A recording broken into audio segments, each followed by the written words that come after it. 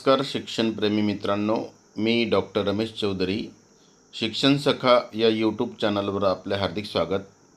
एक महत्त्वपूर्ण परिपत्रक आहे, त्याबद्दल आपल्याला अपडेट द्यायची आहे.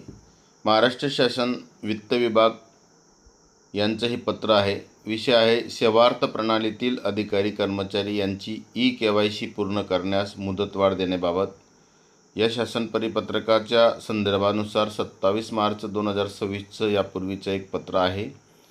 तर या पत्रानुसार सर्व अधिकारी आणि कर्मचारी यांच्या माहे एप्रिल 2026 देय मे 2026च्या वेतन देयकाबरोबरच त्याआधी ई-KYC पूर्ण करण्याबाबत सूचना देण्यात आल्या होत्या. तथापि काही प्रशासकीय विभागाकडून सदरची कार्यवाही पूर्ण न झाल्याने निदर्शनास आले असून सेवार्थ प्रणालीत वेतन घेणारे सर्व अधिकारी व त्यांच्या अधीनस्थ असलेले अधिकारी कर्मचारी यांनी माहे मे 2026 देय जून 2026 या वेतन देयकाबरोबर ई-KYC पूर्ण करण्यास मुदतवाढ देण्यात येत आहे. मात्र यापुढे अशी कोणतीही मुदतवाढ देण्यात येणार नाही याची संबंधितांनी गांभीर्याने नोंद घ्यावी असे याच्यात म्हटलेलं आहे. एक खूप महत्त्वपूर्ण अपडेट आहे की एप्रिल महिन्याच्या वेतनासोबत ई-KYC करणं अपेक्षित होतं, परंतु अनेक विभागांची ई-KYC झाली नसल्यामुळे ही मुदतवाढ मे 2026च्या वेतनापर्यंत दिलेली आहे. त्याआधी सर्व अधिकारी कर्मचारी यांनी आपले ई-KYC करणं अपेक्षित आहे. यासाठीची प्रोसेस अतिशय सोपी आहे, तीसुद्धा आपण करू शकतात.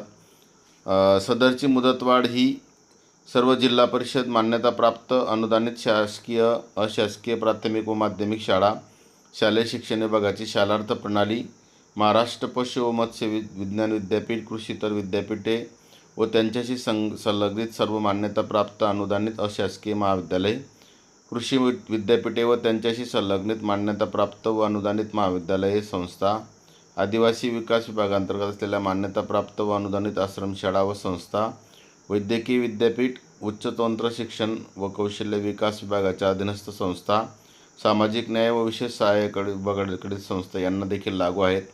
म्हणजे अतिशय महत्त्वपूर्ण आणि सविस्तर यात दिलेलं आहे की हे फक्त सेवार्थ प्रणालीतील वेतन घेणाऱ्या अधिकारी कर्मचाऱ्यांसाठीच नसून तर सर्व जिल्हा परिषद असतील किंवा ज्या काही शालेय शिक्षण विभागाची शालार्थ प्रणालीमधले ज्यांचं वेतन निघतं असे सर्व शिक्षक आहेत, शिक्षकेतर कर्मचारी आहेत किंवा वेगवेगळ्या विद्यापीठांचे किंवा विद्यापीठाशी संलग्न असणारे महाविद्यालयांचे जे पण शिक्षक शिक्षकेतर किंवा जे इतर पदं असतील त्यांच्यासाठी सुद्धा हे लागू आहे.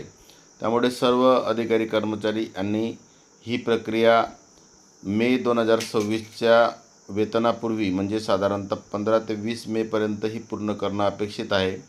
खरं म्हणजे या प्रक्रियेसाठी आधारच्या वेबसाईटवर गेल्यानंतर आपण फक्त 5 मिनिटामध्ये आपलं हे सेवार्थ प्रणालीत किंवा इतर प्रणालीमध्ये आपले बँकेची ती झालेली आहे की नाही हे सहज पाहू शकतो. नसेल झाले तर करू शकतो आणि जर काही अडचण असेल तर आपल्या बँकेमार्फत ही की KYC तात्काळ आपल्याला पूर्ण करता येते. तर अतिशय महत्त्वपूर्ण अपडेट होती. आपण सर्वजण या दृष्टीने आपलं झालं आहे की नाही किंवा नाही हे बघून घ्या आणि झाले नसेल तर तात्काळ आपले ई-KYC पूर्ण करा. आपल्या सर्वांना मनापासून शुभेच्छा. धन्यवाद.